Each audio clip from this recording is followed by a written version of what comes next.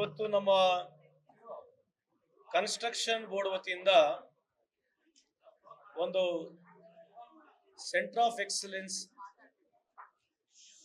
ಇಡೀ ಕರ್ನಾಟಕದಲ್ಲಿ ಒಂದು ಮಾದರಿಯಾಗಿ ಎರಡು ಭಾಗದಲ್ಲಿ, ಒಂದು ಧಾರವಾಡ ಹಾಗೂ ಇನ್ನೊಂದು ಮೈಸೂರಿನಲ್ಲಿ ಈ ಸ್ಕಿಲ್ ಯೂನಿವರ್ಸಿಟಿ ತರ ಅಥವಾ ಸೆಂಟರ್ ಆಫ್ ಎಕ್ಸಲೆನ್ಸ್ ವಿಶೇಷವಾಗಿ ಕನ್ಸ್ಟ್ರಕ್ಷನ್ ನಮ್ಮ ಏನು ವರ್ಕರ್ಸ್ ಇದ್ದಾರೆ, ನಮಗೆ ಸುಮಾರು 35 ಲಕ್ಷಕ್ಕಿಂತ 40 ಲಕ್ಷ ಜನ ಏನು ರಿಜಿಸ್ಟರ್ಡ್ ನಮ್ಮ ಕನ್ಸ್ಟ್ರಕ್ಷನ್ ವರ್ಕರ್ಸ್ ಇದ್ದಾರೆ, ಅವರಿಗೆ ಅವ್ರ ಮಕ್ಕಳಿಗೆ ವಿಶೇಷವಾಗಿ ಕನ್ಸ್ಟ್ರಕ್ಷನ್ ವರ್ಕರ್ಸ್ ಮಕ್ಕಳು ಅದೇ ವೃತ್ತಿನ ಕಲಿಬಾರ್ದು, ಆ ವೃತ್ತಿ ಕಲಿತಾ ಇದ್ರು ಕೂಡ ಅವರಿಗೆ ಅಪ್ಗ್ರೇಡ್ ಆಗಬೇಕು, ಸ್ಕಿಲ್ ಇಂಟರ್ನ್ಯಾಷನಲ್ ಲೆವೆಲ್ಗೆ ಸ್ಕಿಲ್ ಅನ್ನ ಅಪ್ಗ್ರೇಡ್ ಆಗಬೇಕು. ಕನ್ಸ್ಟ್ರಕ್ಷನ್ ನಲ್ಲಿ ಪ್ಲಂಬಿಂಗ್ ಇರ್ಬೋದು, ಪೇಂಟಿಂಗ್ ಇರ್ಬೋದು, ಸಿಮೆಂಟ್ ಮಾಡ್ತಕ್ಕಂಥ ಇರ್ಬೋದು, ಹೊಸ ಹೊಸ ಟೆಕ್ನಾಲಜಿಗಳನ್ನ ಯಾವ ರೀತಿ ಯೂಸ್ ಮಾಡಬೇಕೆಂಬ ಒಂದು ಹೊಸ ಪರಿಕಲ್ಪನೆ, ಆ ಒಂದು ಕೋರ್ಸಸ್ಗಳು ಇದರಲ್ಲಿ ಕೊಡೋದ್ರ ಜೊತೆಗೆ ಅದು ಬಿಟ್ಟು ಅವ್ರ ಮಕ್ಕಳುಗಳಿಗೆ ಸುಮಾರು 28 ಟ್ರೇಡು 60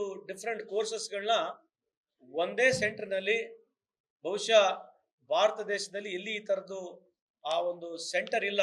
ಸುಮಾರು 28 ಟ್ರೇಡ್ಗಳಲ್ಲಿ 60 ತರದ ಕೋರ್ಸಸ್ ಕಲಿಸ್ತಕ್ಕಂಥ ಯಾವುದೊಂದು ಇನ್ನ ಕರ್ನಾಟಕದಲ್ಲೆಲ್ಲ ಇಡೀ ಭಾರತ ದೇಶದಲ್ಲಿ ಇಲ್ಲ ಅಂತ ಒಂದು ಪ್ಲಾನ್ ಅನ್ನು ನಾವು ಎಕ್ಸಿಕ್ಯೂಟ್ ಮಾಡ್ಬೇಕಂತ ಹೇಳಿ, ಅದಕ್ಕೆ ಇವತ್ತು ಒಂದು ಫಸ್ಟ್ ಪ್ರೆಸೆಂಟೇಷನ್ ಎಲ್ಲ ಇಂಡಸ್ಟ್ರಿಯವರಿಗೆ ಕರೆಸಿದ್ವಿ.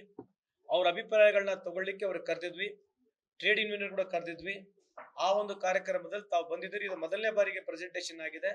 ಇನ್ನ 2-3 ಬಾರಿ ನಾವು ಈ ರೀತಿಯಾದಂಥ ಇಂಟ್ರಾಕ್ಷನ್ ಆದ ನಂತರ ಮಾನ್ಯ ಮುಖ್ಯಮಂತ್ರಿ ಅವರಿಗೆ ನಜರಿಗೆ ಒಯ್ದು ಅವ್ರ ಅಭಿಪ್ರಾಯವನ್ನು ಪಡೆದು ಆಮೇಲೆ ಇದಕ್ಕೆ ಮುಂದೆ ಹೋಗ್ತಕ್ಕಂಥ ಕೆಲಸ ಆಗುತ್ತೆ ಅಂತ ಈ ಸಂದರ್ಭ ಕೇಳಲಿಕ್ಕೆ ಇಚ್ಛೆ ಬಯಸ್ತೀನಿ. ಇಲ್ಲ, ಇದು ಮೊದಲಿಂದನೂ ಇಂಡಸ್ಟ್ರಿನಲ್ಲಿ ಇದೆ.